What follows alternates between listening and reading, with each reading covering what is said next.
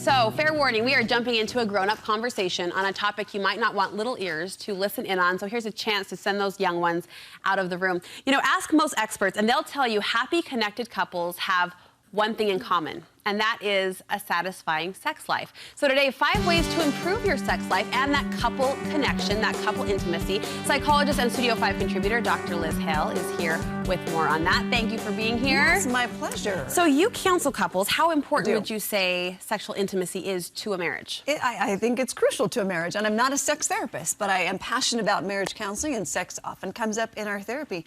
So I told you that I'd recently gone to John and Julie Gottman's seminar recently. Yes, you were looking forward to this. My sweet husband thought he was just going to support me, but I said, oh no, honey, get out some notes and a pen, we're in this. But I thought it was so interesting that he recommended a book. And you know, John Gottman writes a lot of books, right? Right. Excuse me, but for him to recognize and to entertain another author caught my attention. Sure. And it's a book on sex he thinks every couple should read. What's it called? And it's an interesting title. So don't be offended, please, but it's called Come As You Are by Dr. Emily Nagoski, and she's out of Smith College. And if you think the title's a little tricky, the cover is even trickier, so I'm not going to show it. But it is quite an interesting book, and it talks so much about women and sexuality and how we just can't win. We feel like we're not doing it right, you know, or we don't have that drive that we think we should have. We're not like men. And it's really quite brilliant. So not only did John Gottman endorse it, but then the senior editor at Simon & Schuster, who published it, said this is probably the most important book I will ever publish. Wow. Isn't that fascinating? Wow. So Come As You Are is the name of it. And she said, you know, I could have easily titled the book, You Are Normal, because that's what comes from all the students, these thousands of students who go through her course on healthy sexuality at Smith College. They all write, the majority write, I am so relieved to know that I'm normal. You know, that some days I kind of am interested in sex, some days I want nothing to do with it. And then that can be normal. And that's a big takeaway you want, whether you read the book or not, you want our viewers to know. I know you're often asked about frequency, that normalcy of sexual intimacy, and your response is simply every couple's different? Every couple's different. There is no magic number. And, you know, it really isn't just about the intensity of intercourse or orgasm itself. It really is all about connection. And we ought to be able to talk about it. That's probably actually even more important than doing it, to tell you the truth. Talking about sexual intimacy. And you don't talk about it during sex. You talk about it at its own special, intimate time.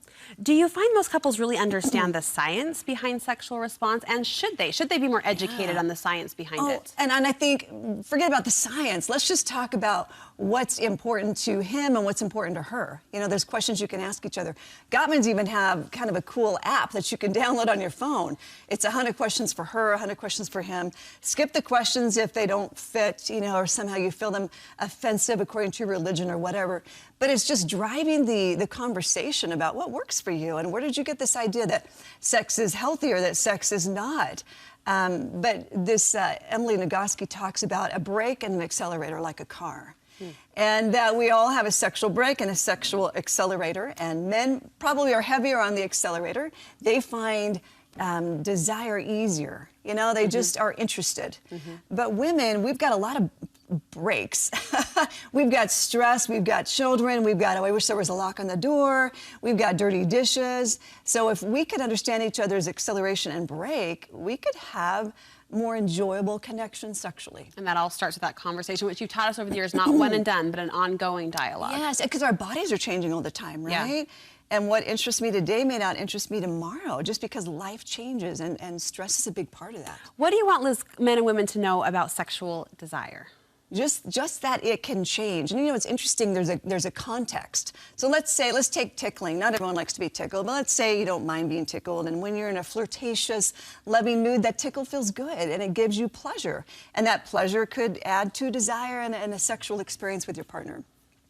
But let's say it's a day that your partner comes and tickles you and you could punch him in the face because you're so upset with something that happened earlier between the two of you, or trust was broken, or you're just incredibly stressed, a man could be very confused because they operate a little bit differently. But for you, it's like, you know what, I need to work on the why. I've got my foot on the brakes. Let's take first things first, because desire just doesn't always just happen. There's a line you took away from the Gottmans, those top researchers you're referencing, that you tell couples, and that is, sex is not rocket science. Yeah, isn't that great? So John Gottman looked at some other research, and it's a book called The Normal Bar. That's another great book to know. Three researchers talked online to 70,000 people over 24 countries, and they came up with this wonderful dozen things that couples who report a healthy, happy sexual life are doing.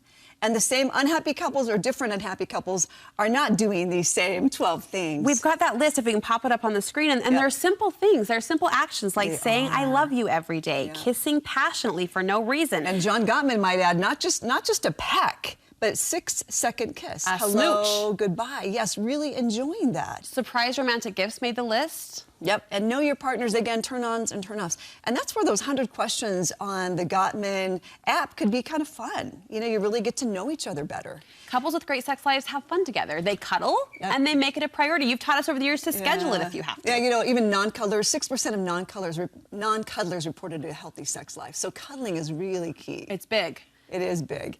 And then John Gottman would even add turning towards each other, and he also added offering sincere compliments to your partner. That really makes a difference. He's all about friendship. That's the baseline of his sound relationship house. Which gets us back to that connection. That's your final point. At the end of the day, it's not about the sex. It's about the connection as a couple. Yes, and guess what's really key is that it's not how the intercourse went or the experience, but it's how long you cuddle afterwards. Oh, really? Is that so cool?